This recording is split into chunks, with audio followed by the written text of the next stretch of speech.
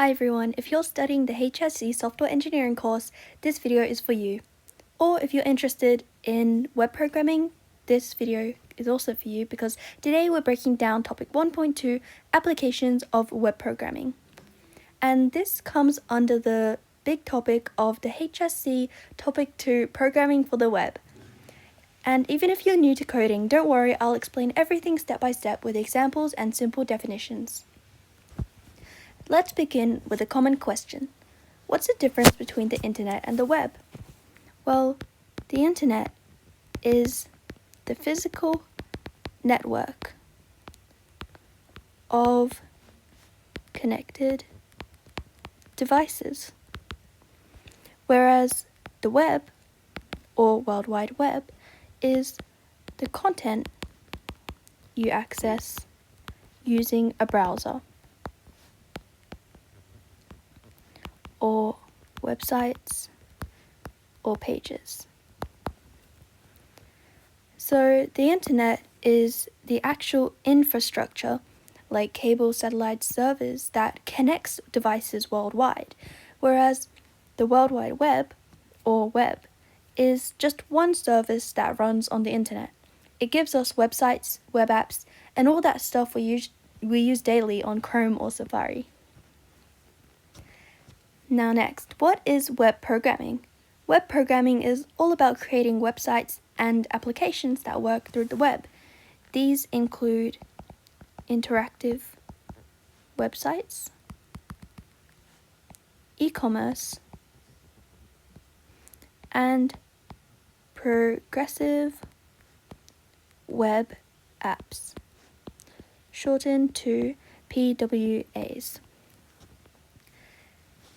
First, let's look at interactive websites. These are websites where users can do more than just read. They can click, type, scroll, and interact. Think of YouTube, Gmail, or Google Docs. These are built with HTML, which is for the content, CSS, which is for styling, and JavaScript, which is for the interaction of the website. HTML gives the structure to the page, like headings, paragraphs, and images. CSS controls how things look, like colors and fonts, while JavaScript makes things interactive, like showing alerts, checking forms, or responding to clicks. Next, we'll look at what is HTTP and HTTPS.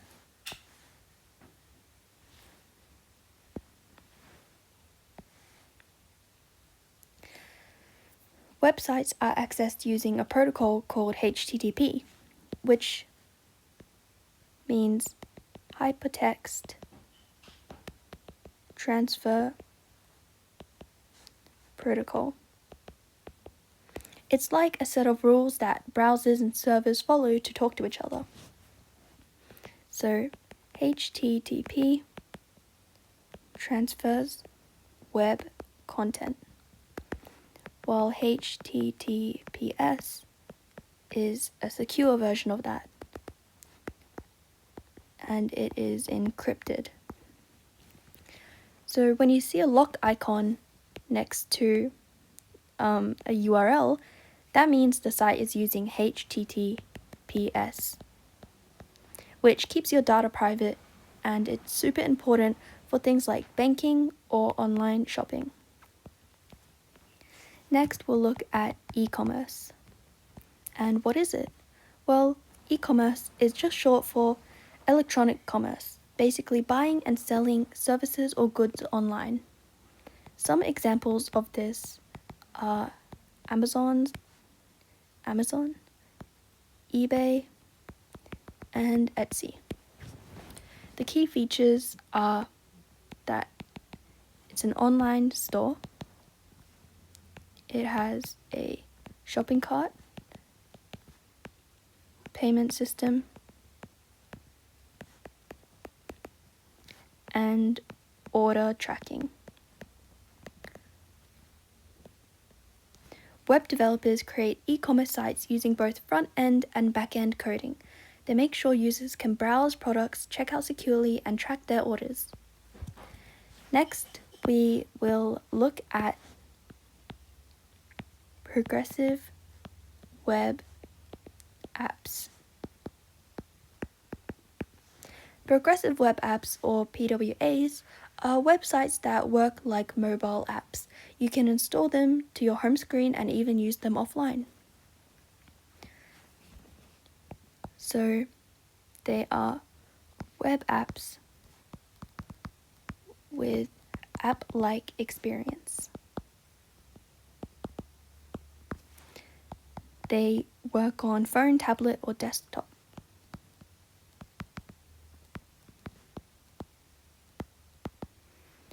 And they are built with HTML, CSS, and JavaScript. And the key features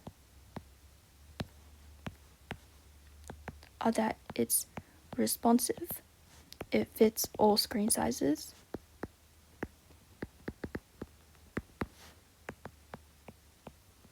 it works offline, and has fast loading. PWAs are great for companies that want to feel like they are great for companies that want the feel of an app without building separate iOS and Android versions.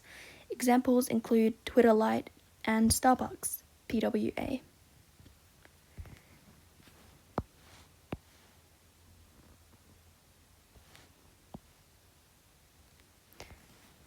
The next part we will learn about is elements of a web development system.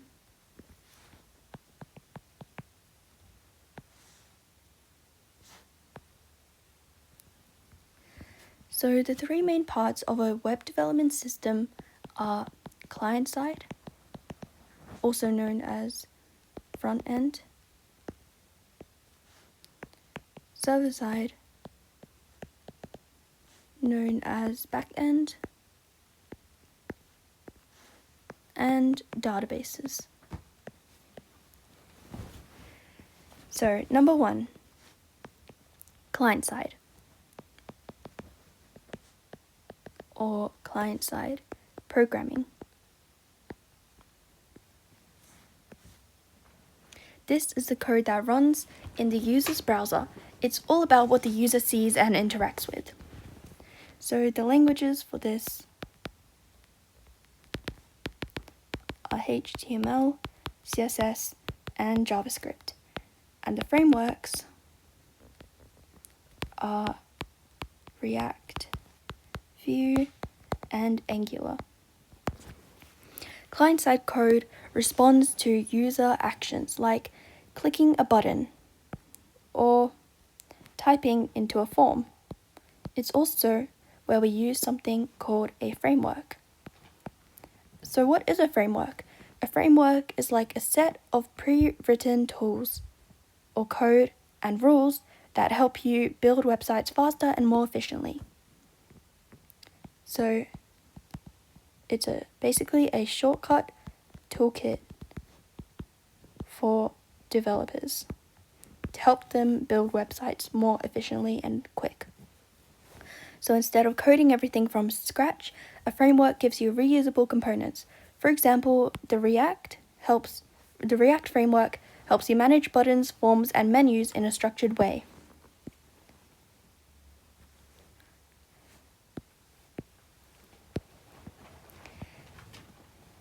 The second element we will talk about is server-side programming.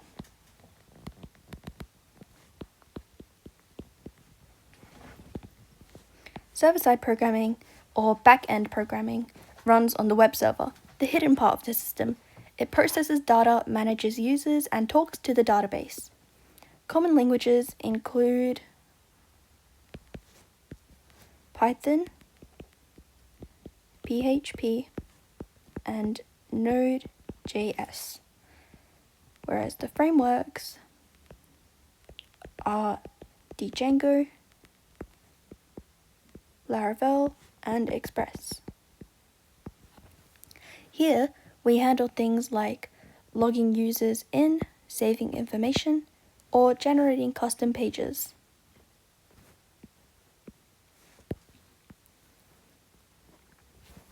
Next, we will look at how servers handle requests.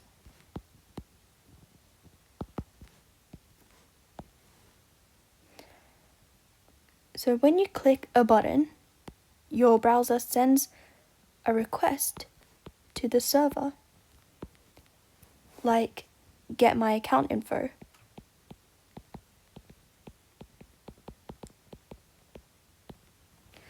The server processes this request and then sends a response back. So the client browser sends a request to the server, which goes to the database, then to the server, then back to the client. This is all done using HTTP methods like get, post, put, and delete.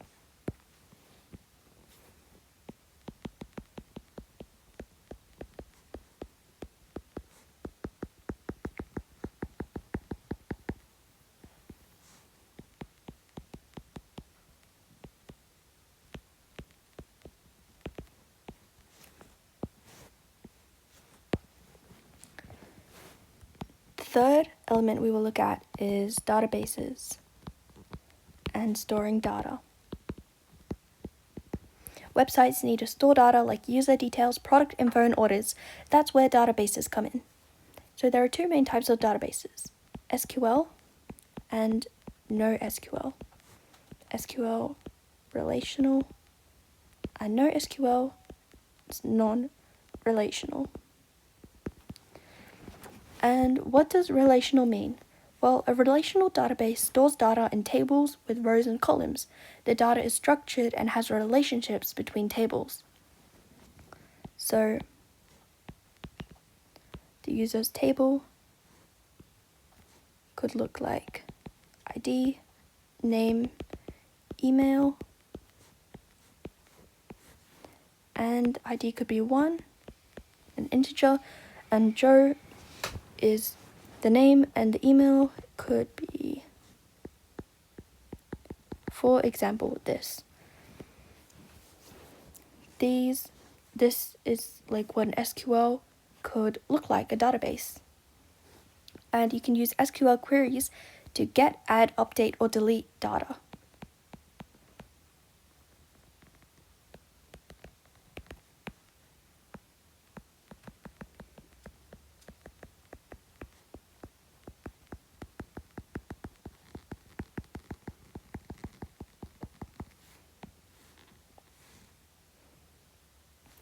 So these are the SQL queries.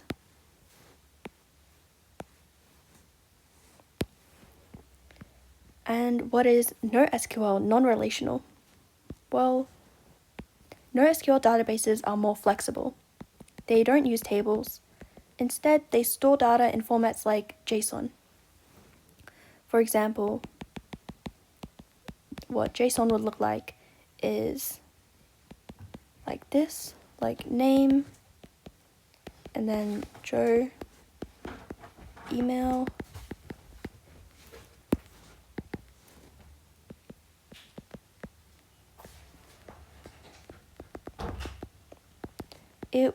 could look something like this.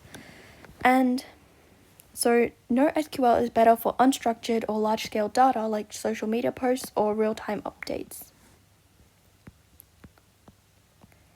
So for conclusion, I will be writing a summary revision table with concepts and key points.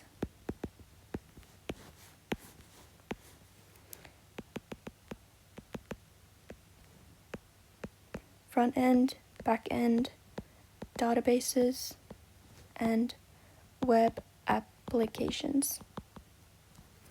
So for the front end, the languages are HTML, CSS, JavaScript, plus the frameworks such as React or Vue. For the back end, the languages are Python, Node.js, plus frameworks like Django and Express. Databases are split into SQL, which is structured, versus NoSQL, which is flexible. And web applications are interactive sites, e-commerce, and PWAs. That's a full overview of topic 1.2 for the HSC Software Engineering course. You now understand web programming, databases, front end versus back end, and how it all fits together. If this helped you out, give the video a like, subscribe for more HSC content, and let me know if you want to cover a specific topic next. Thanks for watching and good luck with your studies.